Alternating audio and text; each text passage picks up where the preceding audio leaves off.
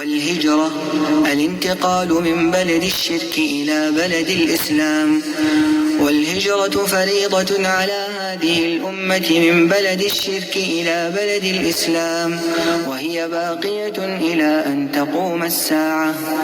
والدليل قوله تعالى: إن الذين توفاهم الملائكة ظالمي أنفسهم قالوا فيم كنتم قالوا كنا مستضعفين في الأرض قالوا ألم تكن أرض الله واسعة فتهاجروا فيها فأولئك مأواهم جهنم وساءت مصيرا. إلا المستضعفين من الرجال والنساء والولدان لا يستطيعون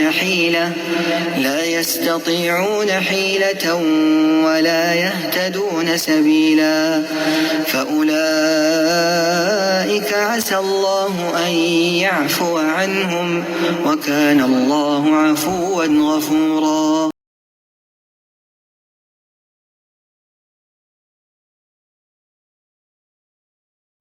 Assalamu alaikum wa rahmatullahi wa barakatuh. Welcome to another video. This is going to be part 4 of the Yemen Experience. And I wanted to start with the incident when we moved to the new place closer to the Sheikh's house. We actually, it was Eid. And we tried to eat al-Fitr, and we tried to go out. For the prayer, of course, the Eid prayer.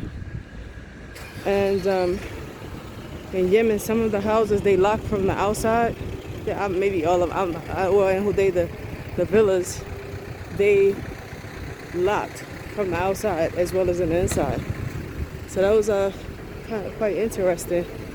Because when we tried to leave for the prayer, we found ourselves locked inside. No one has ever done that to us before, so that was kind of strange that it was now locked. So that was funny. You know, my ex-husband was frustrated, but it was a little funny.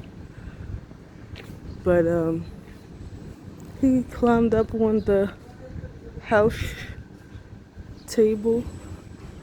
I mean, what am I talking about? Table. Oh my goodness. I got distracted because I'm looking at these. I want to go inside these apartments and check them out. But anyways, it's a new building. He climbed up on the wall of the house to see, if he could see anyone. Because we were banging on the door. And we didn't hear anything. We didn't, nobody answered us. So we were basically stuck. We were stuck until everyone came back from the prayer. They heard us and they opened up the door. So that happened. And then later on that day, it's funny, the kids were coming around, the Yemeni kids, they were coming around in groups and going to houses and knocking on the door, singing songs, and they were saying, Haqq al-Eid, Haqq al-Eid. And I was like, they were all dressed up, and I was like, well, Haqq al-Eid, okay, what am I supposed to do? What do I do? They was like, Ayy shay. Hilawa, Farsha, أي شيء عندك. I'm like, oh, Asir. I'm like, oh, okay, I don't have anything. I was like, subhanAllah, okay, this is different. Kids go around and they, the people give them juice and candy. I was like, oh, that's so cute. Things that you find out and that you learn in different cultures of what they do on Eid. But I thought it was so adorable.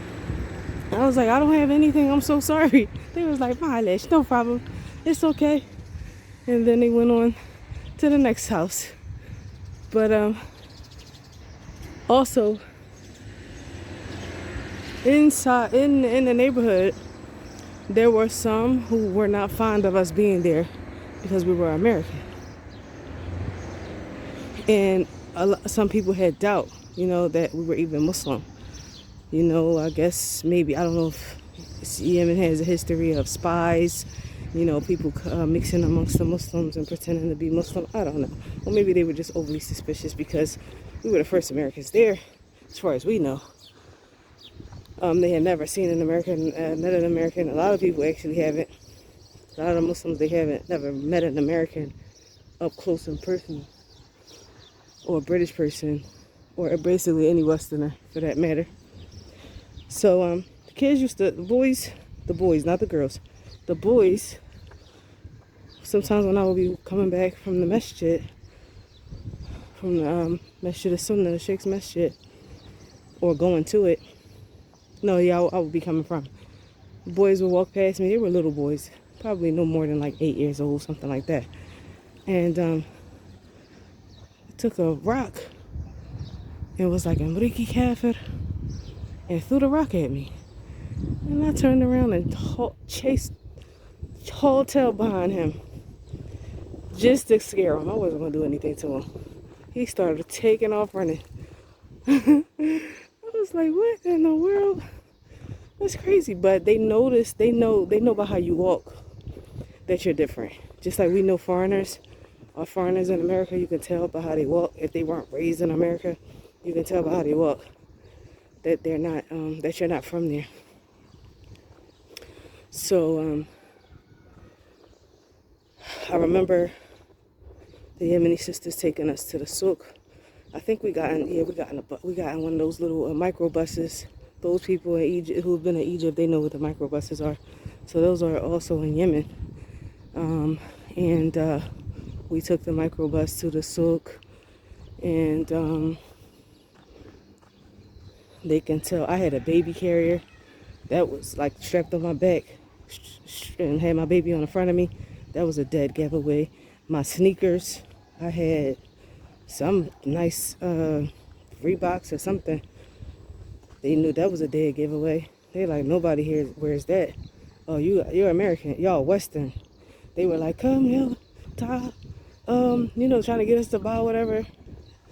And the sister told us, don't say anything. Don't say nothing. Well, that's why we went. Because the sister who I used to stay with, the American sister, she was really, really tall. And there was none of the Yemeni khimars that fit her, or the overgarments. So she had to get hers tailor-made. So that's why we went. I remember now. And they were like calling us and telling us to come. And of course, I just ignored them. I didn't pay them any attention because I didn't come there to buy anything. I just tagged along. And the Yemeni sister was like, don't talk. Don't say nothing. Let me talk. Let me say everything. Because if not, they're going to raise the prices. And I was like, all of us know that. Everyone who has traveled to the Middle East, they know that they start charging you up. They raise the price on you. So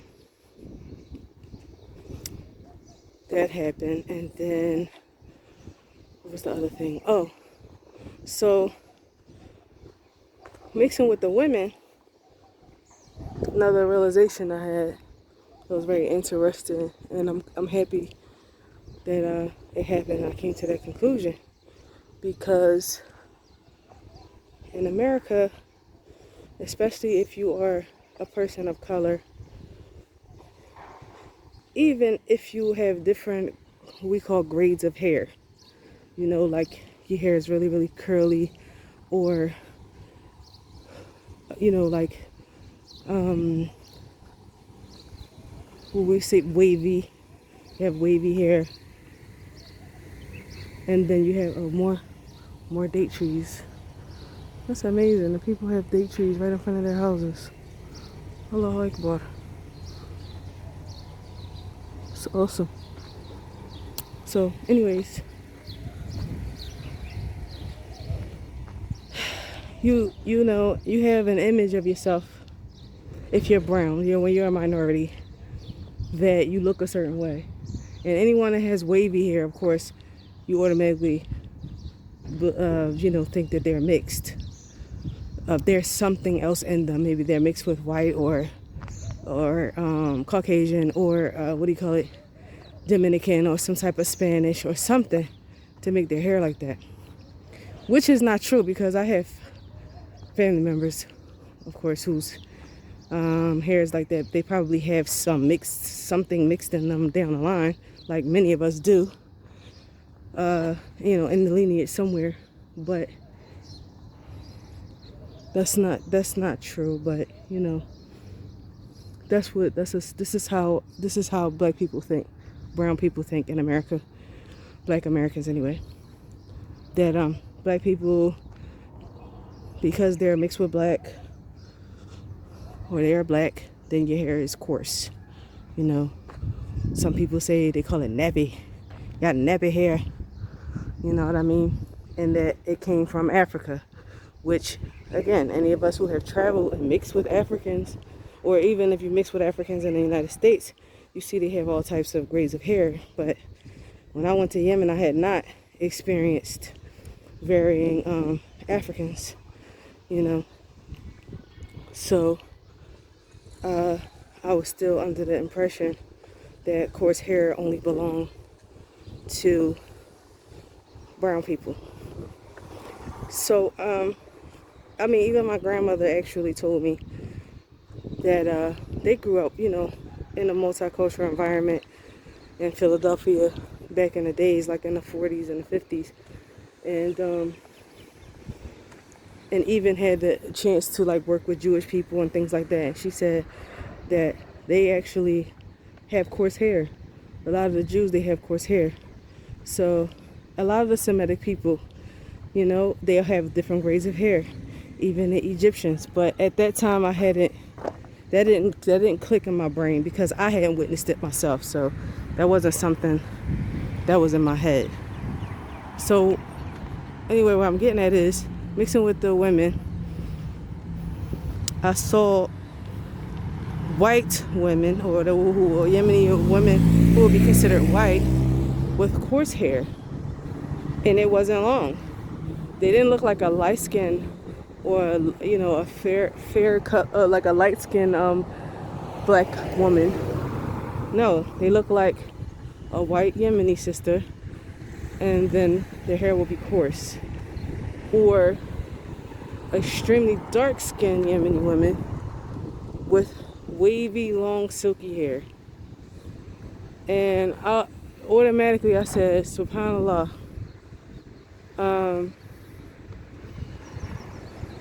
That's you know, those are lies. Those are misconceptions that we had, that coarse hair is for African. Like I said, because these people aren't African. They're not. I'm not going to say that none of them were mixed. They weren't mixed, but they were not African.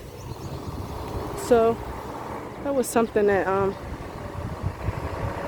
I'm happy that I saw, because when I went back to the United States, I shared that with people. And I said, you know, it's a shame that when you don't travel, that you're extremely ignorant and you only know what people tell you.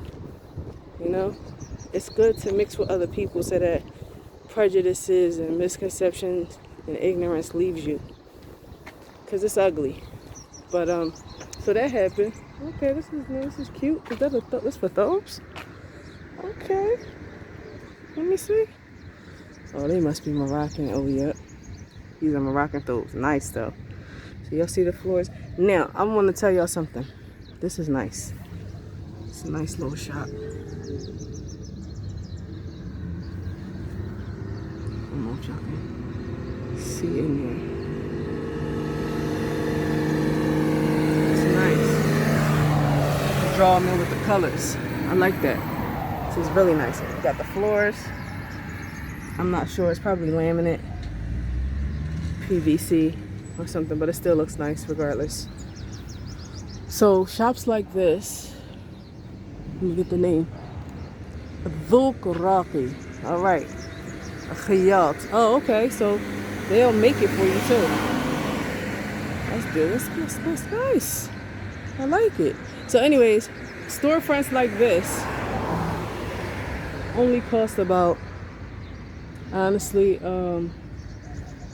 I would say 13,000 dirhams a year. Something like that.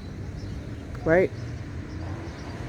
12,000, sometimes 10,000 dirhams, because this is pretty small. So it may be about 10,000 dirhams a year.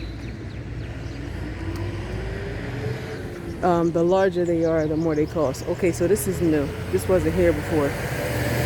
So this person rented 2 stores side by side. It's a salon. That's nice. I like it. Deal القمر. قمر حلاق. Okay. It's a barber shop and they do body waxing. Okay. All right. Obviously for men. It's a man on there. It's nice. They hooked it up. I like that. Oh yeah. See if you can see it. Oh yeah, I like it. It's nice, mashallah. It's real nice. Oh yeah, they coming up. It's another one around the corner that's similar to this. Oh yeah, nice. So if they market well, then people will come to them, you know, from afar. It's real nice. So yeah, this person, he has 2 stores side by side. So he's probably paying about 20 altogether, or 24 at the most. I would say 24,000 a year. So let me break that down for you. About 13,000 dirhams a year, for example, is $298 per month. Can you imagine? Per month. 14,000 dirhams a year is $321 per month. You can't beat that. You're getting that nowhere in the United States. Absolutely nowhere. Absolutely nowhere. I don't care if it's the poorest of the poor city. You're not paying such a small amount ever. So, man, that's a good price. And I'm glad to see that, you know, they're bringing some modern looking shops here. Obviously some forward thinking individuals. Got some style. So anyways, what was the last thing I wanted to mention? Something else I wanted to mention about, oh, right, the marriages. So I noticed that the girls, you know, they got married, not all of them, but some married very young. Not everybody, because some of the girls were opposed to marrying at even 14. They were like, no, I'm still young, so I don't want to do that. I don't want to get married yet, I'm still young. There's a 14-year-old girl that was saying that. However, Sheikh Mohammed's daughters, 2 of them, were, they got married while we were there. One of them was 17, and the other one was 12. But the 12-year-old, she, after her sister was, you know, scheduled to get married, arranged to get married or whatever, she told her father, she told the sheikh she wanted to get married too. So he said, okay. He agreed. They were very mature. The 12-year-old was mature, mashallah. She was.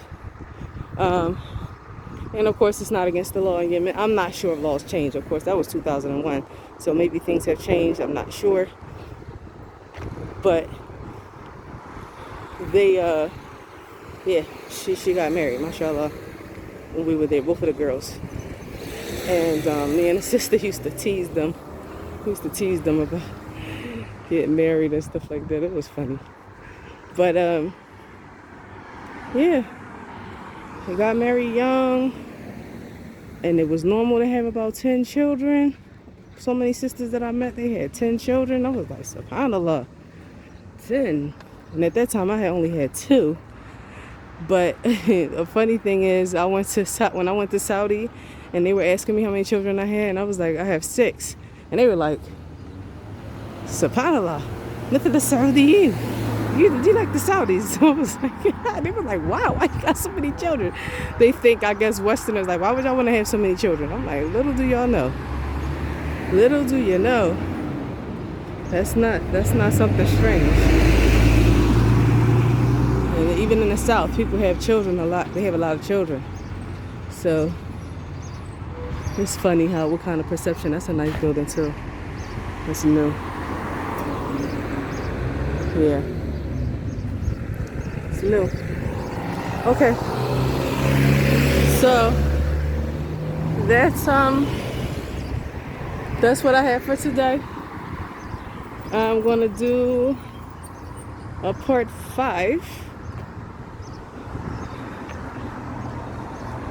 Inshallah. We'll do a part 5 for my Yemen experience.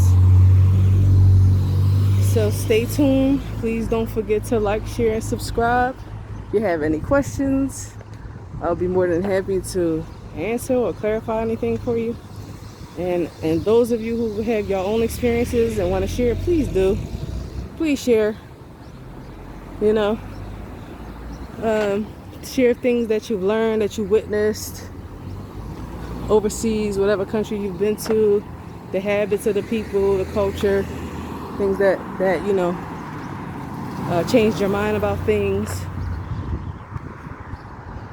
So let me know, inshallah, and I will see you in the next video. Ma salama.